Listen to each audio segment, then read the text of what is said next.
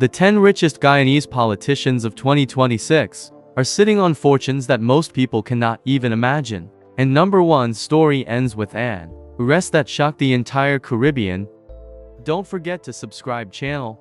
10 is Rupert Rupnarrain with an estimated net worth of $5 million in 2026. Born on January 31, 1943, Rupnarrain is the kind of politician that Guyana rarely produces anymore. Before entering politics, he earned a doctorate from Cornell University, one of the most respected schools in the United States, and went on to teach at Cornell and Columbia University. He entered politics and joined the Working People's Alliance, a party that fought for the rights of ordinary Guyanese people regardless of race, at a time when racial politics deeply divided the country. He served as a member of parliament from 1995 to 2000, sat on the Constitutional Reform Commission in 1998, and later became the Minister of Education of Guyana from 2015 to 2017. He also traveled internationally as an election observer to Uganda, Zimbabwe, and Zanzibar to make sure elections in those countries were free and fair. $5 million built through for decades of honest public service.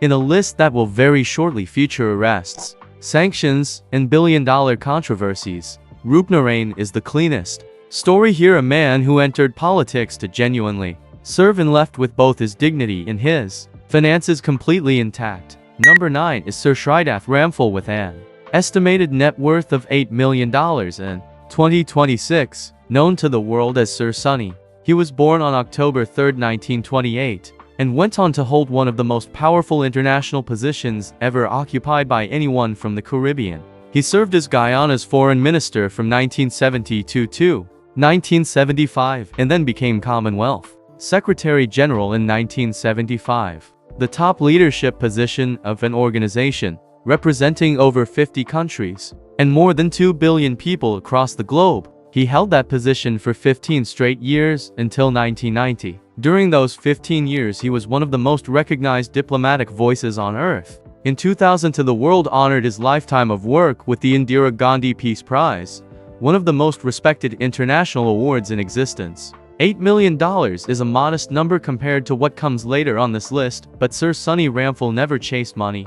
He chased legacy, and he built $8 million while doing exactly that, representing billions of people on the world stage for 15 uninterrupted years. Number 8 is David Dabedine with an estimated net worth of $10 million in 2026. Born on December 9, 1955, Dabedine is one of the most multi-talented people to ever represent Guyana internationally. He is a celebrated novelist, a published poet, a broadcaster, a university professor, and a career diplomat all at the same time. From 1997 to 2010, he served as Guyana's ambassador to UNESCO, the United Nations body responsible for education, science, and culture worldwide. But he was not just a regular ambassador. He was personally elected to the UNESCO Executive Board by countries from every region of the world, making him one of the youngest people ever to help set the direction of one of the United Nations' most important agencies. 13 years of representing Guyana at that level,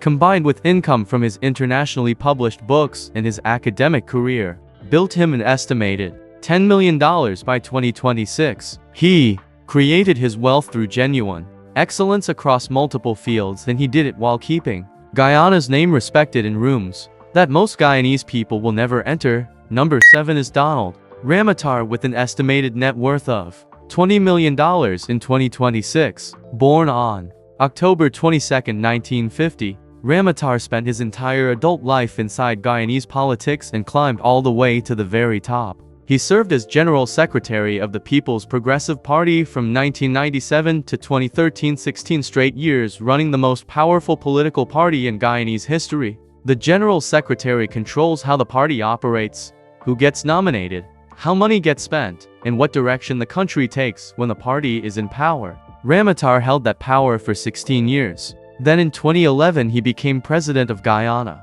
serving until 2015. His presidency came right at the moment when ExxonMobil was quietly doing the exploratory drilling that would later reveal one of the biggest oil finds in history. Some of the agreements made during his time in office became the foundation that later governments built Guyana's entire oil economy on. $20 million accumulated over a lifetime at the very top of a political party that has controlled Guyana for most of its independent history.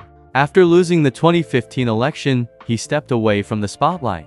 But he stepped away very comfortably. Number 6 is David Granger with an estimated net worth of $20 million in 2026. Born on July 15, 1945, Granger reached the top of two completely separate careers in one lifetime. He started as a military man, worked his way up through the Guyana Defense Force, and became its commander, the highest military rank in the country. He then moved into politics, became leader of the opposition from 2012 to 2015, and won the 2015 general election to become the 9th president of Guyana. He served until August 2020. Those 5 years were some of the most consequential in Guyana's modern history because they covered the period when ExxonMobil confirmed the full scale of Guyana's oil reserves and began serious production.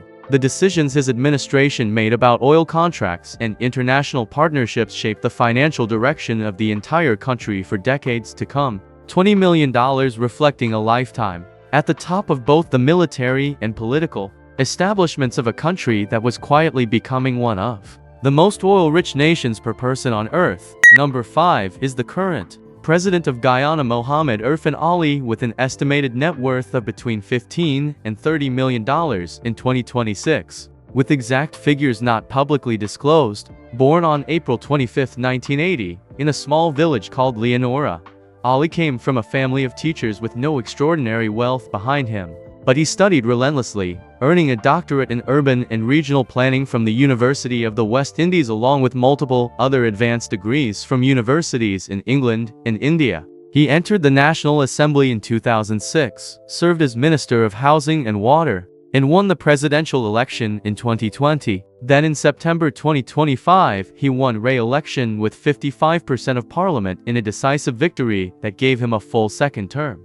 Under his leadership, Guyana earned $7.5 billion from oil sales and royalties alone, and the national budget quadrupled in 5 years. His personal net worth is officially undisclosed, but financial observers estimate it between $15 and $30 million when accounting for assets and financial benefits accumulated during his time controlling one of the most oil-wealthy governments in the world. Number 4 is Bharat Jagdio with an estimated net worth of $22 million in 2026. Born on January 23, 1964, Jagdio has spent more time at the very top of Guyanese government than almost any other living politician. He became vice president under Janet Jagan and then stepped directly into the presidency in August 1999 when Jagan had to resign for health reasons. He was just 35 years old, one of the youngest heads of state in the Western Hemisphere at the time. He then won the 2001 election and the 2006 election and governed Guyana as president for over 12 consecutive years.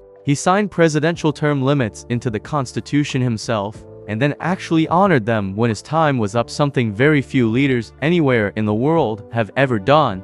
After his presidency, he became internationally recognized for his work on climate change and green economic development. Then in 2020 he returned as vice president under Uran Ali, putting him back at the center of the fastest-growing oil economy in the world. $22 million makes him the wealthiest career politician on this entire list, built through 25 years of continuous leadership at the highest levels of Guyanese and Caribbean governance. Number 3 is Azruddin Mohammed with an estimated net worth of between $300. Guyanese police arrested him following a formal extradition request from the United States. His legal case is still ongoing in 2026. Forbes featured Lamborghini owner, presidential candidate, opposition leader, arrested, all within the same few years. No story on this list comes close to this level of drama.